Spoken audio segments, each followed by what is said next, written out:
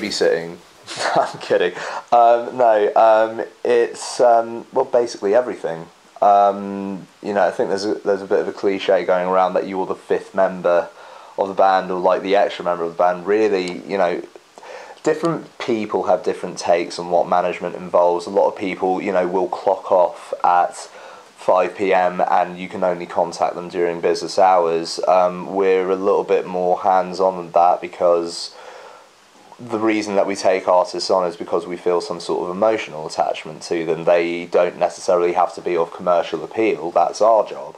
When you're trying it on with a girl or a boy, you want them to like them for the reasons that you want the rest of the world to like you, because you're you, not because of the image or how much of a commodity you are, like because of your soul, your spirit, like, the stuff that you do as a human being, that kind of thing. So people that we find inspiring. The way that we deal with management essentially is doing absolutely everything we can. If we've got quite a decent infrastructure to do whatever we need to. If we need to release a record for them, we have that facility. If we need to put them on tour, we can do that.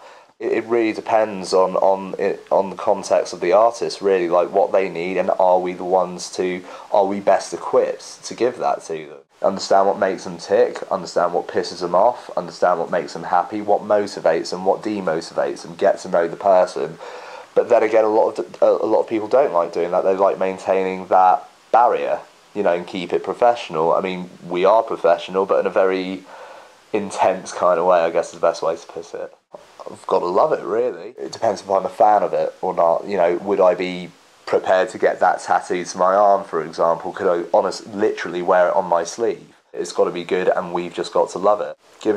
Putting too much credence on other people's opinions, and constantly comparing yourself to other people. One person's piece of shit is another person's masterpiece. The point I'm making is, along the way I've met so many of these bands, and they constantly reference other bands in a negative kind of way, that why are they doing so well and not us? There's also this sense of entitlement that that kids seem to have, particularly newer artists, that I've seen it on your forum, for example, how do I get a booking agent? Why aren't we being picked up for this? I've done interviews in the past for, let's say, like South by Southwest, where unfortunately, much in the same vein as this, I end up talking about myself, but the comments were how does this benefit my band? And my response to that is why should it benefit your band? I'm sorry, I'm talking about me. If we were talking about your band, then we can go through that sort of process, but no one has a right to work in music. The best thing I think you can do is just concentrate on what you're doing, do it to the best of your abilities, and funnily enough, that's when people start to get inspired by what you're doing. Yes, the last 2-3 years has seen the rise of the blogger.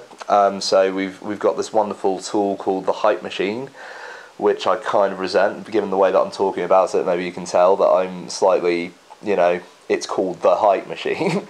So it is a mechanism for digesting hype.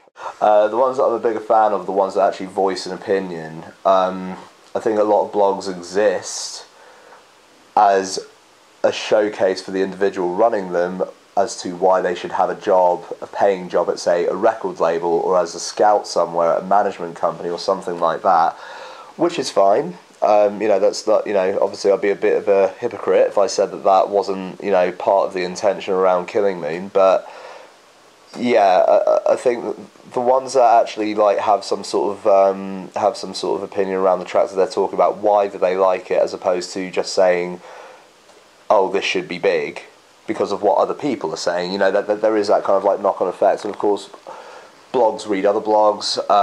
Anyway, I think that's a trend that's become maybe a bit more consolidated in the last sort of 2 to 3 years in my mind.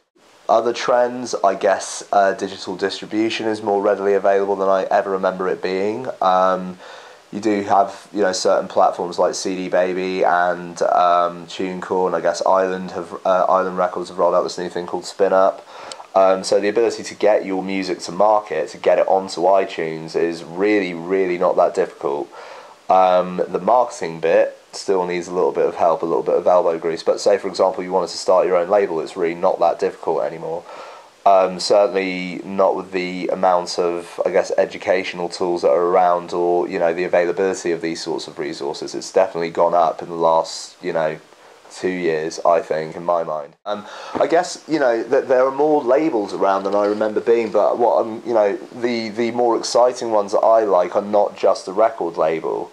I think the concepts of like what an indie record label is has changed. And maybe we're part of that, maybe we're not. I don't think we've particularly had any, like brand new, novel, original ideas to implement into a music company, but we just try to do it as best as we can. So, I mean, the purpose of business is to make money. So, this is the music business, hence its mere existence is to generate profits and reinvest. It's slightly anomalous, I guess, in the wider world of business because it inherently involves this thing called music. So it's the stuff that I've described so far, like that there is like an ancillary or an ulterior motive to why we're doing this sort of stuff. But I have to acknowledge that I'm not in my parents' loft anymore. This is a music company that is responsible for people's careers, so it's a bit bigger than just me.